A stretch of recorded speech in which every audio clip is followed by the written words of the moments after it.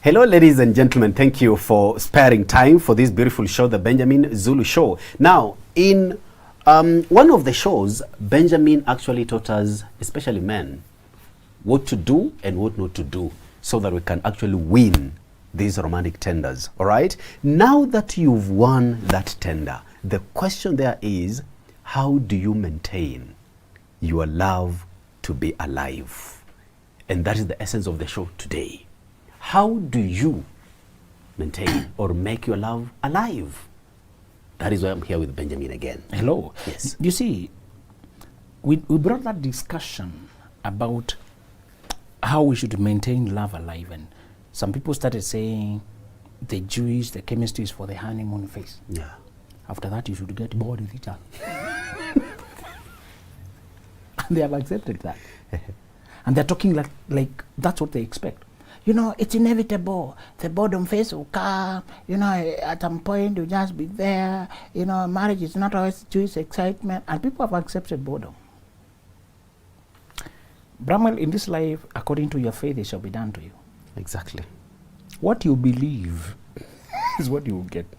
Because your beliefs determine your behavior. You know boredom is coming, so you entertain it. Mm-hmm. You allow it. And that kind of thinking brings marriages that are affair prone. There's no spark at home, so when you find spark over here, Yeah. you're excited. Many men you cheated tell me, I felt something with that woman, I can't feel anywhere with my woman. Mm-hmm. The lady tells you, that man swept me off my feet. I never knew any feeling like this exists. Mm-hmm. If you're in a boring marriage, you will taste spark out there, and it will be irresistible. Let me tell you what will happen. It's not to say even when your marriage is happy, you won't be tempted. Temptation is different when you are full and when you are hungry. Meat looks... Be careful. Meat can be enticing, but the enticement is on another level. When you are starving.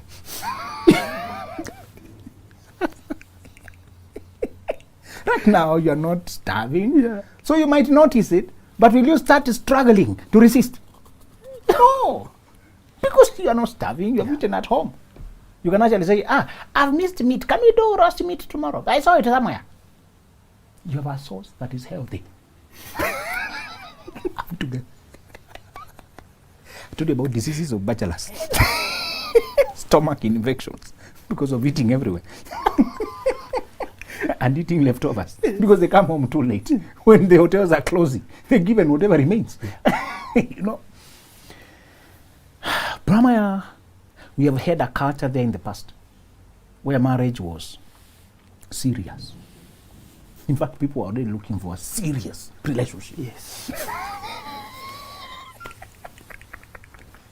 By serious, they don't just mean committed. Of course, it has to be committed. But they mean we are not joking.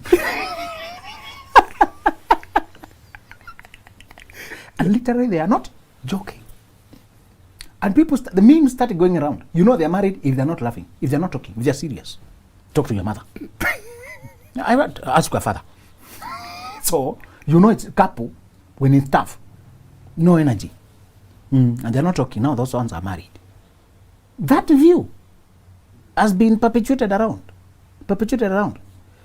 And then the same way women started marrying men who can give them a comfortable life, who have money, can buy a car, good house, good clothes, good salon, to brag with other women. My man is money. That's why they would always say he's married to a lawyer. Why were they talking about the profession? A doctor, engineer. The idea was the standard of life he gives me. Yeah. That guy is dating an accountant, so we anticipate a good life. That was the notion. Yeah. The lifestyle. So what does your husband do? My husband is a journalist. Do they have money? How much are they paying? Is it permanent? So Brahma would have scored very low. With that school of thought. Yes. Versus another lawyer. Whether the lawyer is a drunkard, irresponsible, is not. But a Brahma is here focused, but this pay slip, I don't want to give you the life you're looking for. Yeah. Are they even paid 100? These radio stations, they have nothing. So that school of thought directed women to look at what men have to give them a comfortable life. Yeah. And many of them ended up marrying those men, only to be packed at home together with the cars she wanted. Yeah. She gets the man's substance, not the man. She goes for the money, but she misses out on the man. Because they thought marriage is about, can he pay bills? If he can educate your children, a good house, and give you a comfortable life. That is all marriage is all about. Those men still approach women today saying, you can't make it on your own. I'm here to help you sponsor your dreams. I'll pay your fees. I'll sponsor you for that PhD. I'll help you start that business. So they come offering providence, providing, and material. It's a school of thought. In the previous generation, it was actually the most common school of thought. That was the prevailing school of thought with our parents. Yeah. The parents who thought about the juice and the connection, the chemistry, were rebels. In fact, any man who was seen chatting, laughing with this woman was weak. Amekaliwa chapati. He has been suppressed. Yes. Overpowered. It was perceived as weakness that your friend is your wife. You are supposed to hang out with other men there in a chauvinistic club. And women are supposed to be in the kitchen with the girls. So men would have, and today men are still hanging out alone in football dens. Yeah. And bars and churches and fellowships. Men aside, men aside, men aside. That culture is coming from that generation. Of course, we are not saying everybody goes to a club or going to a football, but we are saying still, those gatherings of secluding, so men feel superior over there. There's no emotional connection that was supported at all. That's why a husband would be picked for you, because you have no say in it. They don't care whether you'll end up falling in love. What is love? Can you look for practical things? Can they feed your children? Forget about these feelings. Don't be controlled by feelings. Get a responsible man, a responsible woman. Just get married. As long as he pays bills, that's all. Builds you a good house. Those marriages are there. Today, start looking around. They tell you you've been married 20 years, but even you can't survive 1 year like this. They're telling me 20 years, I'm not impressed. Who wants 1 year of this kind of life? You know, we have raised children, and they are just there. And you come to hear of affairs or boredom, consequences of boredom and emptiness that boggle your mind. Because somebody tasted what they should be married to. They taste the true connection out there. They taste the true. And there was just some fun during the early days of marriage, and they agreed for it to die. That is not the marriage you want, Brahma. It is very tiresome to make your life very dark. The reason people don't achieve anything in life, let me give you a connection you might be surprised by. Your creativity is stimulated by how happy you are in your relationship. How imaginative you are. Your confidence. Your risk-taking. Sometimes a problem presents, and when I'm alone, I'm not getting away through it. But when you discuss with my wife, I get the solution very quickly. The connection between us allows us to incubate bad ideas, exchange, find a direction that is very superior. None of us could have gone alone. When that chemistry is not there, we can't discuss. Not everybody married includes their partner in their life. Inclusion comes from the degree of friendship. So let me tell you the marriage you want. Forget the previous male-dominated chauvinistic marriage, which was partnership for convenience, for everything, financial aid. Many women did not have their own money, so they were marrying a person to carry them through life. And let me tell you the true marriage. What God ordained was companionship, friendship. True love is about chemistry, connection. Brahman, when you fall in love, you're supposed to come alive.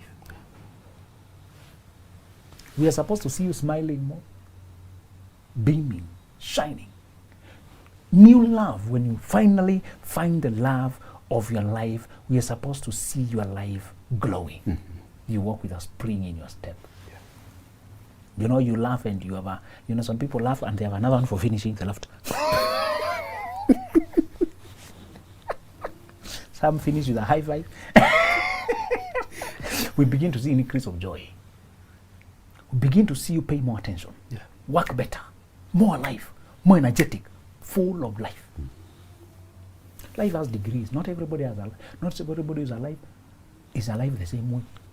Life has amount of computers measure how much you are alive when you're in the hospital. Are we together? Yeah. In the hospital we measure it. How much are the vitals working? So sometimes vitals have closed except the heart. So that's the only thing. So in the hospitals they draw graphs. Show how this fella has been behaving for the last. In real life, you can also draw a graph. There are people who are alive on 5 out of 10 level. The average. When you marry Brahman, I expect to see you 8, 9, 10. Fully alive. When I say alive, I mean joy, confidence. I mean creativity, productivity, energy. How you work, how you believe yourself, how you meet people, how you face challenges, how you take failure, how you rise up from a fall. When you fall in love, God ordained it to inject you with life in your veins. You're more awake to colors, more awake to sounds, more awake, more attentive. When you fall in love, you're supposed to come more. The right kind of love is supposed to make you. That's why many people marry and they take off. Their career takes off. Yeah. Apart from the practical support, now that you have a helping hand, there is that part of a person with that feeling love. What it does. If you ever marry without that emotional connection, that chemistry, that juice, and you married for external reasons, money, support, those political, celebrities marry because of their names and their status. Yeah. If you marry because of status, or politics, anything, status. A big guy, I think, called John Wesley, married a lady from our social class. He had two to choose from. One from his social class, and in that European culture, it was a big thing to marry from your social class. And then there was another woman he was connecting very well with, but from a lower social class. He ended up marrying the one from his social class who they don't connect that well. Left the one who they connected very well, but was from a lower social class. The one he married took him through hell and back.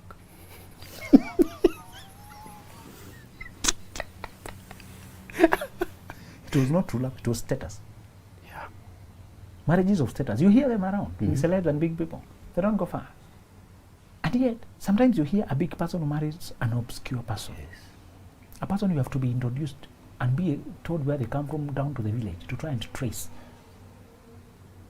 And yet, the connection between them, they suddenly shoot. Bramwell, it's the juice between you. Don't be deceived. Yeah. Marry a girl you have childlike friendship with.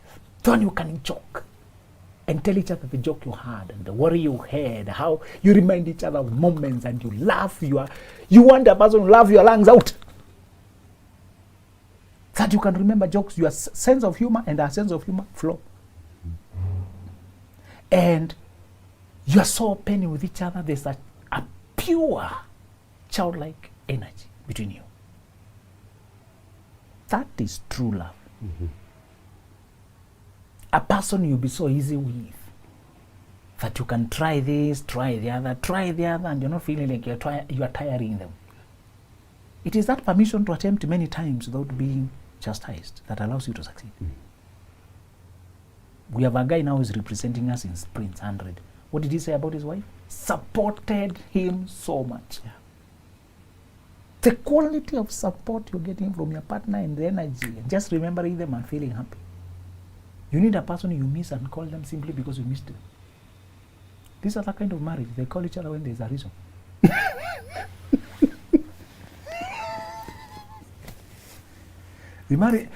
They talk only for logistics.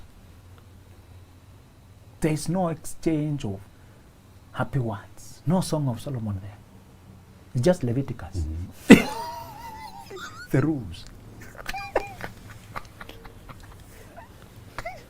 And that marriage depended on the man earning and the woman earning less so that he can provide. If the woman happened to get her own money, the man became irrelevant. In this true love companionship, doesn't matter how much money she has, the connection you have, the friendship, the heart, the soulmate is what counts here. So, how shall you keep this love alive? Number one, make sure you believe what we have described. You understand there are two kinds of marriages. Marry a person who buys to the philosophy of love that includes soul-to-soul connection, companionship, chemistry, not children.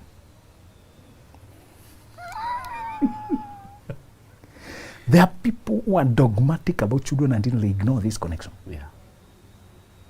If a person saying, get pregnant first, they're after children. They say, me I must get, if I don't get, oh, they're after children. Children are a gift. The basic reason we marry is companionship. Once you get children and we raise them in that environment of love, they also feel it. There's no blame game. And Brahma, when you're in this kind of a woman, other questions fall out of. They stop becoming irrelevant. Whose money is whose money? It stops being irrelevant. When you truly love, you pour your all without being asked. In fact, we are competing to contribute. We are happy to make each other happy. This is the love that God designed. These other things of one below, another one up, control, dominance, is counterfeit. And it never works. That kind of love, you can never hear of polygamy because you can never betray that kind of love. Never. In fact, you share each other's temptations openly. You share what has discouraged you today, what you felt, and you have a rhythm of life. Are you human? Yes. You can fall and you can forgive each other. You can hurt them by doing something inadvertently, and it hurts them. But when you remember you love each other, you hug and cry and forgive each other. So number one, to have this kind of love, marry a person who believes in it. If a person tries to impress you with their vehicles for the guy or with their body for the woman, that's the wrong type. Okay. She should look nice, of course, but it cannot be that all she has to offer you is her body. There must be real connection, friendship. The second thing is cultivate a culture that keeps the flame alive. Honeymoon brings a lot of romance and newness to each other and a very high sexual energy. After new love has matured or advanced in years, we are second years, we are third year, we don't remain sexually infatuated as we were on honeymoon. But neither does it die to boredom. It now transmutates to true love. Romance is the flowery, the nectar side of love. The true love is the fruit.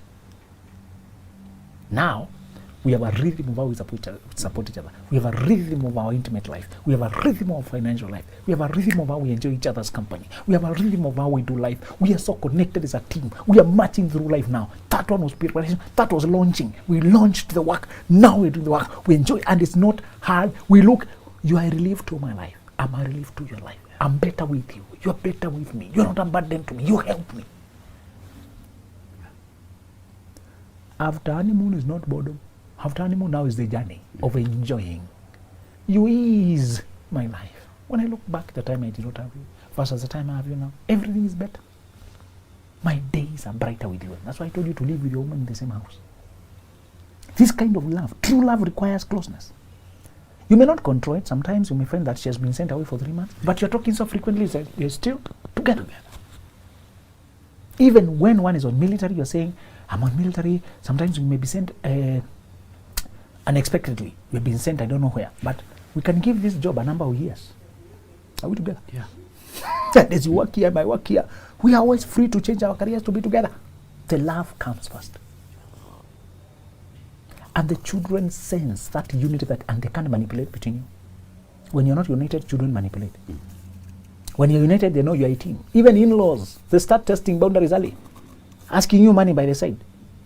And you, because you know what they're doing, you joke about it, the two of you. Yeah. Then you use our phone to send, to tell them we are together. There's such a sweet chemistry. So the one thing in, marry a person who believes it. Number two, create a culture that keeps it alive. Which culture is this? Events that are just meant to bond and spend time together. Activities that have no other goal except bonding and spending time together. Like a meal out every week, out of home. We always, every Saturday, for example, the Brahmal family, we eat out. That's our rule. We always, and if you're marrying a lady who has irregular schedules like Nancy's, you know, some of them work at night, work during the day. It's like they're married to the employer. The one who is controlling their schedule. Yeah. But we know she always works 3 days and 2 nights, for example. We know there's always a free evening. Yeah. So we put it where it is for that week. And if our job is too destabilizing, how long do you want to put up with it? We plan our lives. How long? I think this one, let's give it. We prioritize us. Another thing the third thing you do. Brahmal is a concept of happy life, marriage life, that goes beyond physical to the soul level. Is to maintain an atmosphere in your personal life that accommodates purity, truthfulness, innocence, fidelity as high ideals. This kind of love requires you as a person to be highly committed. To be not because you're being watched now. This is why people don't know it. Because when they are alone, they cheat. When they are alone, they feel under. When they are alone, they forget the other. They entertain other people. They have secrets. They lock phones. They have things in them that they are hiding. They remain tight. Because if they talk, they might reveal something. This is one thing to decide. I will never do things behind my back that I need to hide. The freedom when we are together is precious. We talk our things. Is there any phone if it's for anyone? Personally, uphold as sacred the values, being true to yourself and to your God before your woman. Joseph did not say, you might get pregnant. I don't know what you will get from. He said, I can't do this because I fear God. Yeah. And I can't violate trust when I'm being entrusted with a good job. Listen, you have to believe and establish those as values for yourself that will maintain a pure, people keep saying we are human, nobody is perfect, but God is telling you be holy because I'm holy. Can you differentiate between what people say and what God is saying? People are creating an environment of compromise. God is forgiving, He knows your weaknesses, but He came here and illustrated as a human being how you can live in a pure way. He wants us to emulate Him. Pray and target and aim and go for it. Of that, man, if you taste what I'm describing, you will never get satisfied with anything else. If you taste the purity and the freedom and the being true, the pure love, Brahman, is rare, but it's the only love that satisfies the soul. Okay. And you adjust your whole life to protect it.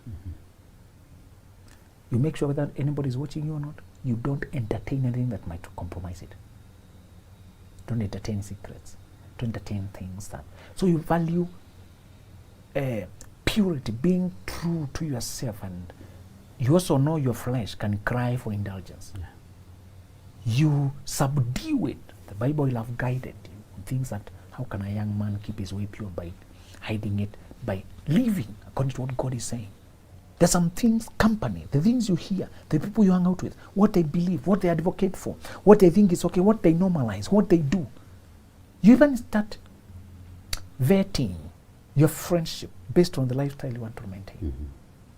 Brahmal, the mastermind of two people who are genuinely in love, is indomitable. Mastermind is two minds. It was, that term was used a lot by Napoleon Hill in his book called Think and Grow Rich. He's saying two people who are thinking in perfect harmony, they form a superior brain. Their minds become like two batteries connected. You can't compete with two people when you're alone. Those kind of people, they'll come up with better ideas, better concepts. They'll do better houses, better cars, they'll do better clothes, whatever they put their minds to, because they're together. It will be superior. The last thing you'll do to have this kind of love is to protect it against outsiders, and more so your social circles, your exes, your friends, your relatives. Yeah. Imagine most of your threats to a relationship will come from there. The past people who are the insiders, your exes, your friends. And with the friends, you said what they believe is will rub off on you. Yeah. What they advocate eventually will be normalized in your life as well. Number 3, your own family. You want to protect your woman as if she's sacred. You don't want anybody to gossip her in your presence. If you have anything to say, tell me directly. Yeah. Then you uphold each other. You nourish her, man. Get her those things you can, man. Try to look out for her interest, man. Do things that make her happy. Do things that make your man happy as a woman. Get those small things that don't always require a lot of budget, but they require thinking. Go out of your way. You put them in debt. They feel, wow, you thought about me. They want to do the same. That rhythm. And then you have safeguarded a strong fence against outsiders. That way you can live in a small heaven on earth. So that out there the world is harsh, but at home you have a haven of peace and reassurance. And Brahma, you will blossom. If you find that, let's recap. How to keep your love aflame, alive throughout life. Number 1, marry a person who believes in it. Number 2, establish activities, customs, traditions, culture, practices, things that you do routinely that are focused towards bonding, spending time together, imagining. I always look forward to our drives, the way we drive. Sometimes just drive random. When you're in the car, the two of us, and we're just seeing things, we see ideas and imagine them and we build them quickly in our heads, and we know that's a vision, something we can implement. I saw somewhere somebody saying the world is it's like a library, it's like a book, and those who don't travel read only one page. You are exposed to only one page. Yeah. When you move around, you don't need to travel that far sometimes. It depends on what you're looking. You can go to an area that has good houses. Now you're seeing ideas. Yeah. Seeing ideas. We've gone to places we have no business except seeing. Just seeing. That time, man, when you're dreaming together, bonding together, or that coffee, that dinner you always eat out. Great activities. Number 3 is uphold the values of chastity, loyalty, being true and pure and innocent and clean in your personal life as if they're sacred, because they are. Pray about them and uphold them in your private life. Let other people make noise. Oh, it's impossible. Leave your partner's phone alone. Oh, suspicion. For you have no secrecy. No secrecy. You live an open life. And you don't have to broadcast it. It's your reality. Knowing true love is for minority, those who choose. And lastly, protect it against outsiders. Don't let people from your past text you. Block them. You don't want anything arousing, anything that is hostile in you to your relationship. Your friends, keep friends only who believe in this kind of respect to family. If they lose respect for family, walk away. Some of the friends you have journeyed, but the more you change in life, the more you have nothing in common than your family. Don't let them gossip or start asking you things that are suggestive and insinuating about your family. Be firm. If they don't like your family, that's okay. We are relatives, and that's all. Let's talk like brother and sister, father and son, not my family. Yes. Benjamin, and for the only way to actually implement all this is to understand myself. Yes. If I understand myself, then I know what to look for. You're right. Now, marry somebody who believes in that kind of love. That is where I want to begin from. We love depending on how we were introduced to love. And some of us have been introduced in love through the perspective of giving only. So that is how we end up interpreting love, even in marriages or in other cycles. So these people who have been introduced to love from the angle of giving only, they have a high potential of looking for the so-called generous people. In the process, they're unconsciously knowing that they're falling in love with the hand, not with the person. Exactly. So remember we said the mold you grew in your family, what it molded you to does not have to be your permanent mold. In between the time you 18, when you leave your parents, 18 to 20, build the life you want. Mm-hmm. Choose the church you want. Choose the belief system you want. The kind of love you want. Mm-hmm. You are free now to explore and determine. Exercise self-determination. When Moses became of age in Hebrews 11:24, he chose another path for his life. Mm-hmm. He had a very mucky background, born here, hidden in a basket, adopted here. When he became of age, he chose his destiny. When you become of age, mm-hmm. don't say, this is what I saw with my parents. If you are not aware, you see, these default settings don't make noise, but they are there, they're in force. Yeah. Default settings don't make noise, but they're in control. Mm-hmm. Your default settings are quiet, but they're in control. Yeah. If you don't question them, they will determine who you marry. Exactly. Remember what we want people when they came from a strong single mother, yeah, who illustrated a survival lifestyle of having to compensate for the failure of the other. It took two to give birth to you, but it's only one who participated in bringing you up. So you end up with a one-sided view of life. But she did it so well, you began to think that's normal. Yeah. She never showed you where the bad side is. Mm-hmm. And you're not saying, single mothers are incomplete. We are saying it takes two to bear a child, and God wanted it to take two to raise a child. Yeah. But some of them made it to raise to the situation because the other one, folded out. Single mothers should tell you, this is not ideal. I was just doing what I have to do. Marriages can work. But many of them don't have those kind of conversations with their children. Yeah. They keep it quiet. But you saw her work hard, buy cars, build a business. You think, a woman can make it alone.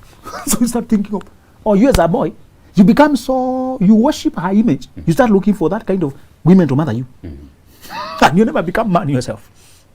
You are given. You look for another to give. Yes. And it happens, by the way. The sons of single mothers and daughters of single mothers marry very often. They were conditioned for that.